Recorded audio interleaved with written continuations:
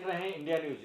आखिर ये black fungus की शुरुआत कहां से होती है और किस तरह से अब ये आंखों के पार्टिकल को खराब करता है, आखिर आंखों में कहां तक जाकर कितना डैमेज करता है। हमारे साथ गंगाराम हॉस्पिटल के सीनियर रेजिडेंट डॉक्टर डॉक्टर अनुराग मित्तर हैं। इनसे समझते हैं और जानने की कोशिश करते हैं कि सर कि ये ब्लैक फंगस कितना परेशान करता है आंखों में।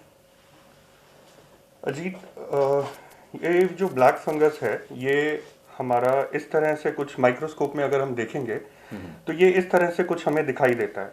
और ये ब्लैक फंगस अभी से नहीं, ये ब्लैक फंगस हमेशा से ही है, लेकिन अब ज़्यादा इसलिए बढ़ रहा है क्योंकि जो हमारे मरीज़ हैं उनको बहुत ज़्यादा हम स्टेरॉइड दे रहे हैं और स्टेरॉइड देने की वजह से उनका शुगर का लेवल बढ़ जाता है, जिसकी वजह से उनके अंदर इम्यूनिटी जो है वो लो हो जाती है और वो इम्यूनो कॉम्प्रोमाइज़ हो जाते हैं, जिसकी वजह से अब हम इस ब्लैक फंगस के बहुत ज़्यादा मरीज़ अपने अस्पताल में देख रहे हैं। तो कैसे किस तरह के मरीज आ रहे हैं और इसकी प्रोडक्शन, मतलब हम कहें तो फर्स्ट फेज में इनिशियल इसमें आखिर ब्लैक फंगस अपनी शरीर में इंसर्ट कैसे होता है, कैसे प्रवेश करता है हमारे शरीर में ब्लैक फंगस। ये फंगस जो है अजीत, ये हवा में हर जगह है, इसको हम रोक नहीं सकते, लेकिन इसका रास्ता मैं आपको पूरा समझाऊंगा आज कि किस तरह से ये हवा से हमारी नाक से होते हुए आंख में जाता है और आंख से होते हुए फिर वो हमारे पूरे शरीर में दिमाग में फैल जाता है। तो ऐसा हमारा कुछ जो आंख का जो नाक का हमारा साइनसेस होते हैं जिन्हें हम साइनस बोलते हैं, तो बेसिकली ये हमारी नेजल म्यूकोजा होती है यहाँ पे, और ये हमारे सारे साइनसेस हैं। ये मैक्सिलरी साइनस है, ये हमारा इटमॉडल साइनस है, ये हमारे फ्रंटल साइनसेस है। तो नॉर्मली जब पेशेंट पहली बार, जैसे कोई मरीज है जिसको कि कोरोना हुआ, कोरोना होने के बाद हमने कोरोना का, आपको पता ही है कि उसका जो इलाज है वो स्टेरॉइड है। स्टेरॉइड से हम जो मरीज है उसकी जो लंग की हालत है उसको कंट्रोल करने की कोशिश करते हैं। तो वो स्टेरॉइड देने की वजह से क्या होता है, इंसान का शरीर का जो शुगर है वो बढ़ जाता है, और शुगर बढ़ने की वजह से जैसे कि डायबिटीज का एक मरीज होता है, उसके अंदर धीरे धीरे धीरे धीरे करके उसके शरीर के अंदर इम्यूनो कॉम्प्रोमाइजेशन होने लगता है। उस इम्यूनो कॉम्प्रोमाइजेशन की वजह से जो हमारी फंगस है वो फंगस हमारे सबसे पहले नाक में, यहाँ जो हमारी नाक की म्यूकोजा होती है जिसे हम नेजल म्यूकोजा बोलते हैं, नाक की स्किन अंदर की तरफ, वहां पे आके वो अपना असर दिखाती है। तो वो कैसे होता है, ये हमारे नॉर्मल साइनसेस हैं जो हम यहाँ पे देख रहे हैं, मैक्सिलरी साइनस, फ्रंटल साइनस, और यहाँ पे हम दोनों का हम डिफरेंस देखेंगे कि ये एक हेल्दी साइनस है जिसके अंदर हवा भरी होती है और म्यूकोजा होता है, और ये वाला जो साइनस है इसके अंदर हम जब हमारे साइनस में इन्फेक्शन हो जाती है, जैसे म्यूकोजा क्या है सर, देखिए एक आम जनता को समझने के लिए म्यूकोजा क्या है। म्यूकोजा एक परत होती है नाक के अंदर, जैसे स्किन की हमारी ये परत है, इसी तरह से जैसे हमारे मुंह के अंदर जब हम मुंह खोलते हैं अजीत, तो मुंह खोल के जो हमें पिंक कलर का जो हमें पूरा दिखाई देता है उसको हम ओरल म्यूकोजा बोलते हैं। जैसे ही आप शीशे में देखोगे अपना मुंह खोल के, तो जो आपको पूरा आपको दिखाई देगा, जीभ और उसका तालू और जो भी आपको दिखाई देगा वो सब हमारा म्यूकोजा है।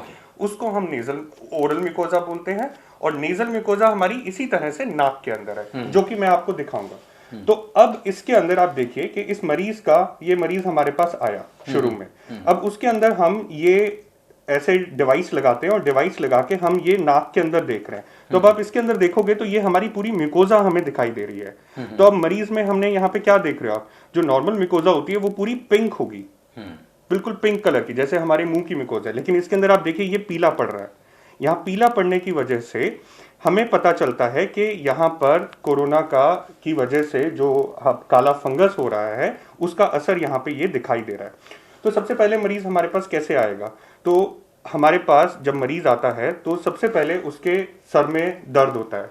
सबसे पहले जो मरीज को शुरू होता है कोरोना के बाद, तो उसको सर में दर्द होगा, उसकी आंख में दर्द होने लगेगा, या उसका इस तरह से आंख पे सूजन आने लगेगी, जैसे कि आप यहाँ इस मरीज को देख सकते हैं।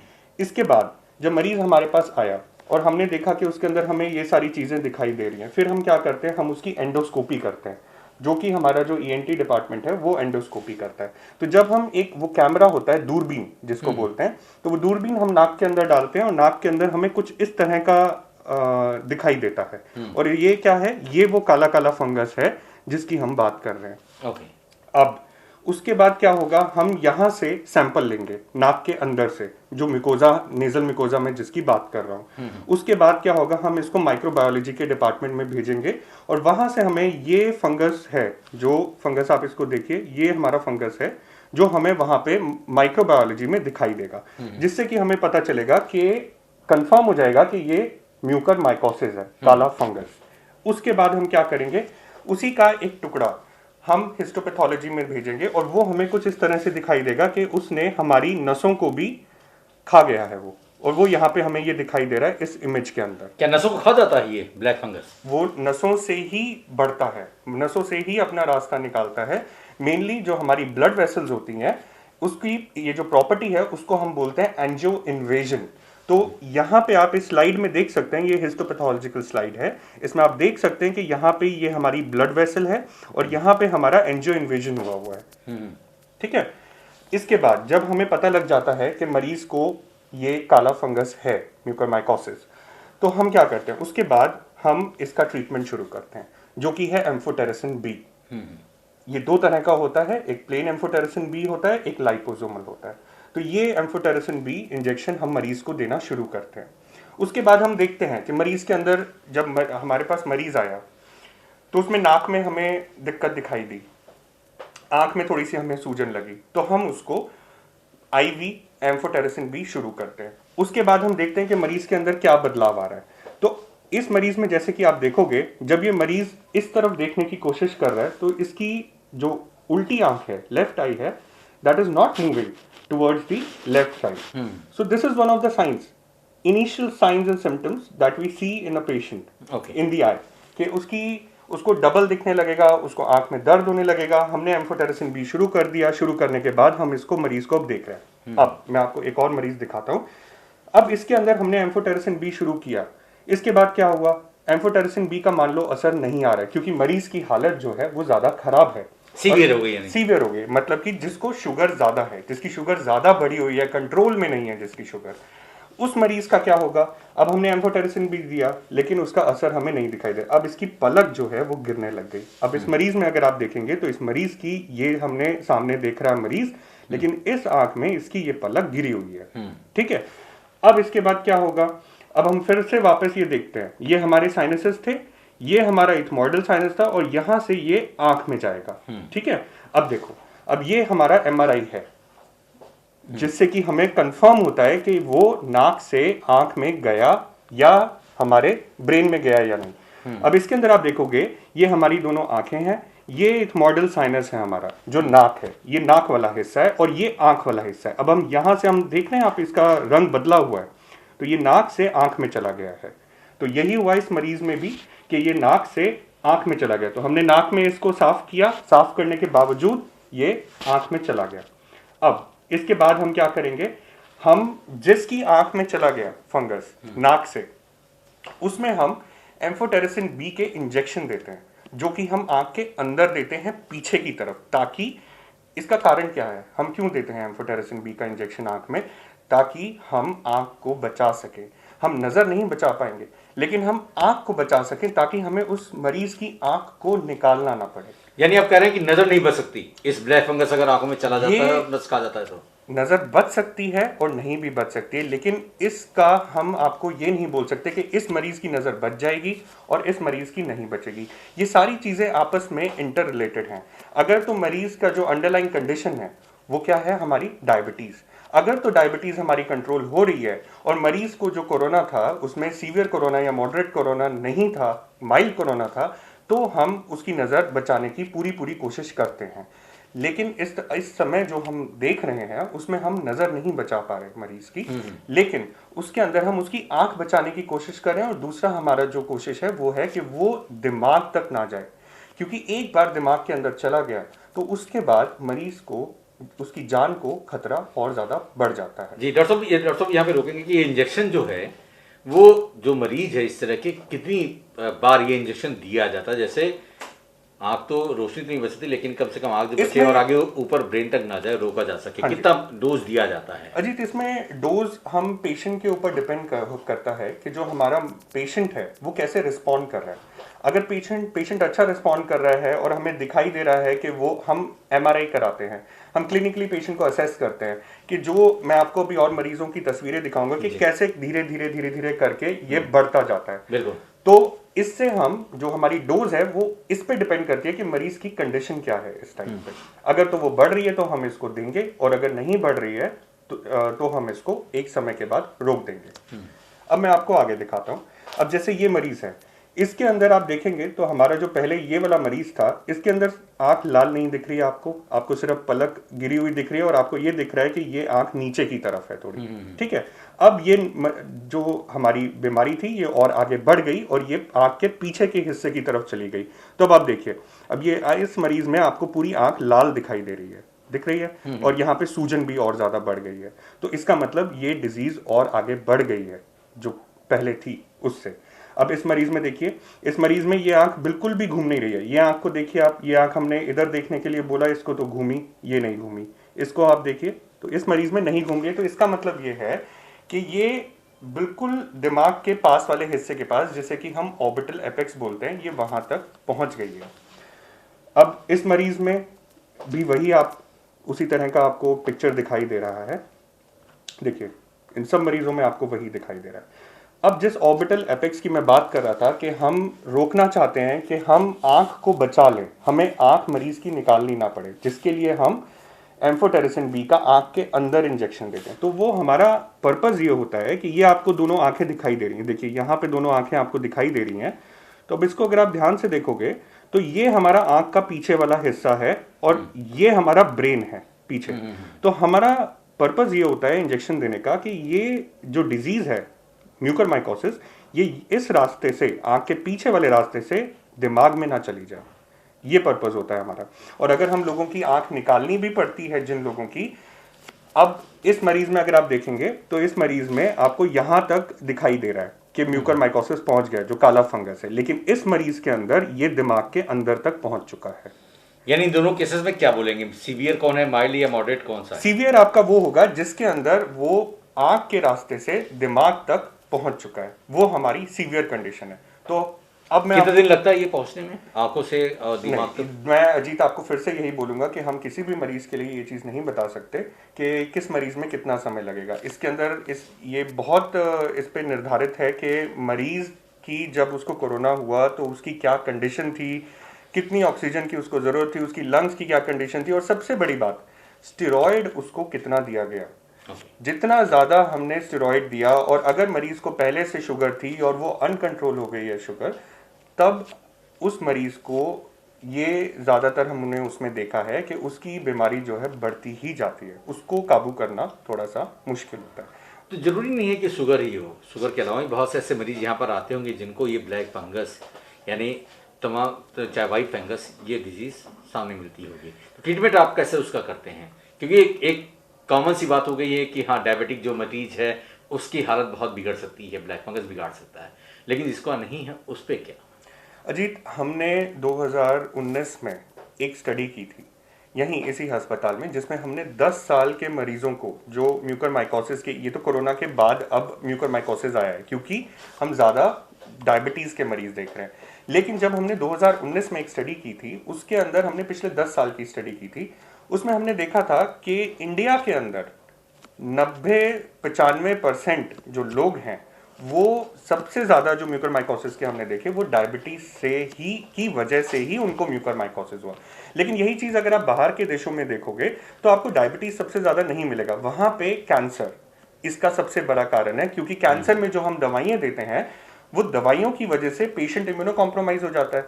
इसी तरह से और इसी वजह से वहां पे वो ज्यादा बड़ा कारण है काले फंगस का, जो ब्लैक फंगस जिसको हम बोल रहे हैं, विच इज बेसिकली म्यूकोमाइकोसिस।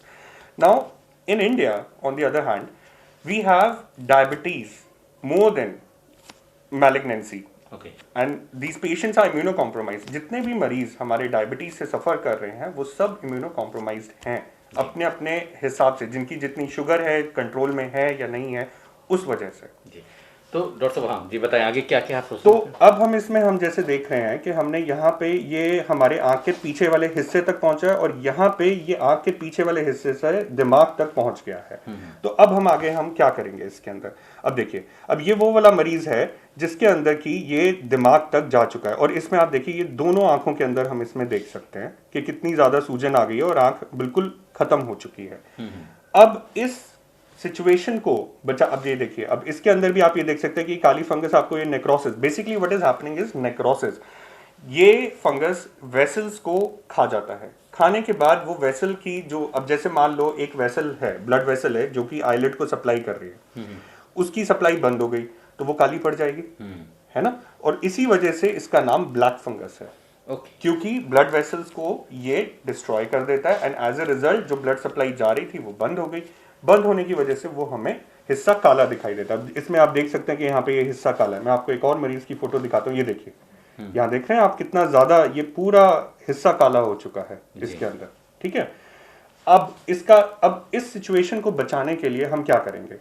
हमें उसकी मरीज की आंख को निकालना पड़ता है, क्योंकि अगर हम मरीज की आंख को नहीं निकालेंगे तो वो दिमाग के अंदर चला जाएगा और उसके बाद हमें मरीज को बचाना मुश्किल हो जाता है। तो अब ये मरीज है जिसकी हमने आंख निकाल दी है, उसके बाद हमने बैंडेज किया। तो मैं आपको दिखाऊंगा कि मरीज आंख निकालने के बाद कैसा दिखाई देता है। तो ये देखिए, इस मरीज की हमने आंख निकाल दी थी, ये देखिए, ये आंख निकालने के बाद इस तरह से हमारा मरीज दिखाई देता है। ये सारी ड्रग्स हैं जो हम यूज कर रहे हैं इसके साथ हमारे हॉस्पिटल में, और हमारी तरफ से यही इसी तरह ये जो मैंने आपको रास्ता बताया यही एक रास्ता है कि किस तरह से नाक से ये शुरू हुआ, नाक से शुरू होते हुए ये आंख के अंदर गया। हम आंख के अंदर इसको बचाने की कोशिश करते हैं कि दिमाग में ना जाए, और फिर भी अगर हमें लगता है कि दिमाग में जा रहा है और हम इसकी पेशेंट की जो कंडीशन है, यानी कि जो उसकी अंडरलाइंग प्रीडिस्पोजिंग कंडीशंस हैं which are making the patient immuno compromise, उन कंडीशंस के प्रोग्रेस होने की वजह से हमें इसकी आंख को, मरीज की आंख को निकालना पड़ता है। और ये जरूरी इसलिए है क्योंकि अगर हम आंख नहीं निकालेंगे तो it might lead to the death of the patient. Doctor Anurag समझना ये चाहेंगे कि ये तो आपने बताया कि क्या तरीके हैं और किन किन तरीकों से पेशेंट की डेथ हो सकती है या उनका बचाव कैसे, लेकिन अगर हम बात करें तो इनिशियल स्टेज पर मुझे कैसे पता चलेगा कि हाँ ये ब्लैक फंगस मेरे अंदर आ चुका है और मुझे परेशान कर सकता है? मुझे पता नहीं चलेगा, मुझे तो बाद में पता चलेगा जब ये बीमारी ज़्यादा बढ़ जाएगी। तो इनिशियल स्टेज पे मुझे जानकारी कैसे मिलेगी? इनिशियल स्टेज में अजीत आप क्या कर सकते हैं, जैसे कि आपको पता है सबसे पहले तो कोरोना होगा तो हम उसमें स्टेरॉइड्स देंगे। जरूरी है कोरोना होना? कोरोना होने जरूरी कोरोना नहीं है। कोरोना के अंदर जो हम स्टेरॉइड्स दे रहे हैं वो इंपॉर्टेंट फैक्टर है। यानी आप कहना चाह रहे हैं कि जिन कोरोना मरीजों का है सबसे अधिक ब्लैक फंगस उसमें पाया जा रहा है, एक नॉर्मल इंसान जो घर में है ट्रीटमेंट कर रहा है, क्या उसमें नहीं? जैसे बीमारियां और भी हैं, बीमारियां और भी बहुत सी डिजीजेस बॉडी में रहती हैं, क्या उनकी वजह से ये ब्लैक फंगस नहीं पैदा होता? मान लीजिए मैं स्टीम ले रहा हूँ, बहुत ज़्यादा मैंने स्टीम ले ली, क्या उसकी वजह से ब्लैक फंगस नहीं जनरेट होगा? नहीं, उसका कैसे पता चलेगा? नहीं जी, ये चीज़ ऐसा नहीं है। अगर इस तरह की बात होती कि हर मरीज को ये इस तरह से हो सकता तो हम सबको ही म्यूकरमाइकोसिस ब्लैक फंगस हो जाता। लेकिन इन मरीजों का सबसे बड़ा कारण क्या है, क्यों इनको ब्लैक फंगस हो रहा है? क्योंकि हमने अभी तक जितने भी मरीज देखे हैं उनके अंदर या तो उन्होंने घर में कोरोना का ट्रीटमेंट लिया, या तो अगर उनको सांस लेने में दिक्कत हो रही थी तो उनको भर्ती होना पड़ा मरीज हॉस्पिटल के अंदर, और उसकी वजह से उनको हॉस्पिटल के अंदर स्टेरॉइड्स दिए गए, और जो लोग घर पे थे उनको घर पे स्टेरॉइड्स दिए गए। तो ये बहुत ज़रूरी है कि इससे फ़र्क नहीं पड़ता कि मरीज़ कहाँ है, चाहे वो घर पे हो चाहे वो अस्पताल में हो। ज़रूरी ये है कि मरीज़ को क्या स्टेरॉइड दिए गए, और उसके साथ दूसरी चीज़ जो बहुत ज़रूरी है वो ये कि क्या मरीज़ को पहले से शुगर थी, और वो जो शुगर थी क्या वो कंट्रोल थी या वो कंट्रोल में नहीं थी। अभी कुछ दिनों में हमने और भी ऐसे बहुत मरीज देखे हैं जो कि डायबिटिक नहीं थे, वो they are very young patients, like I'm talking about patients who are 35 to 45 years old, and they are very young. They have not been diagnosed as diabetic before, and they are not on any medications, diabetic medications. So what we are seeing is those patients are, उन patients को हमने घर पे या तो उन्होंने steroid लिया या तो उनको हॉस्पिटल में स्टेरॉइड मिला, और जैसे ही उनको स्टेरॉइड मिला उनकी शुगर आउट ऑफ कंट्रोल हो गई, और उसके बाद उनको ये काली फंगस ने अफेक्ट किया, mucormycosis. So this is the most important point which you and everyone else has to understand, that it does not affect everyone.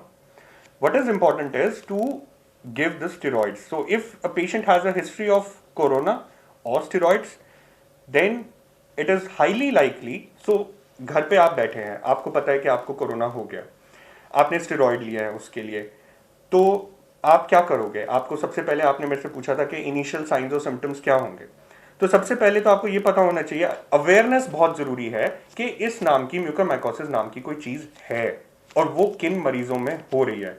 तो अब जैसे मैंने आपको बताया कि किन मरीजों में ज्यादा हो रही है, तो अगर मान लीजिए आप घर पे हैं, घर पे आपने स्टेरॉइड लिए, आप घर पे बैठे हैं, अगर आपको सिर में दर्द होने लगे, आपको आंख में दर्द होने लगे, आपको लगे कि आपकी नाक से खून आ रहा है, या आपको लगे कि आपकी नाक ब्लॉक हो रही है, तो ये सारे इनिशियल साइंस हैं। जैसे ही ये आपको लगे कि मेरे को थोड़ा सिर में दर्द हो रहा है, या मेरी आंख में सूजन तो नहीं आ गई है, या मुझे आंख में दर्द हो रहा है, या मेरी नाक बंद हो रही है, आप वैसे ही डॉक्टर के पास जाइए। सबसे पहले आप अपने ENT जो ऑटोलैरिंगोलॉजिस्ट होते हैं उनको कंसल्ट करिए, ऑप्थेल्मोलॉजिस्ट को कंसल्ट करिए, या जो आपके ट्रीटिंग फिजिशियन है जिन्होंने आपका कोरोना का ट्रीटमेंट किया, आप सबसे पहले उनको कंसल्ट करिए। ये बहुत ज़रूरी है, क्योंकि जितनी जल्दी हम इस बीमारी को पकड़ लेंगे उतनी जल्दी हम इसको कंट्रोल कर सकते हैं। एक बार अगर ये हमारे काबू से बाहर हो जाती है तो इसको कंट्रोल करना थोड़ा मुश्किल है। चलिए, तो ये थे डॉक्टर अनुराग जी ने पूरी तरह से बताया कि आखिर ये ब्लैक फंगस जो है वो किन किन मरीजों को और किस स्थिति में ये अपने बस में ले लेता है, लेकिन इसको बचने के लिए सावधानी हमें और आप सबको बरतनी होगी, क्योंकि ये कॉमन फैक्ट, लेकिन छुआछूत की बीमारी जरूर कहीं। तो अजीत को दीजिए इजाजत, आप देखते रहिए इंडिया न्यूज।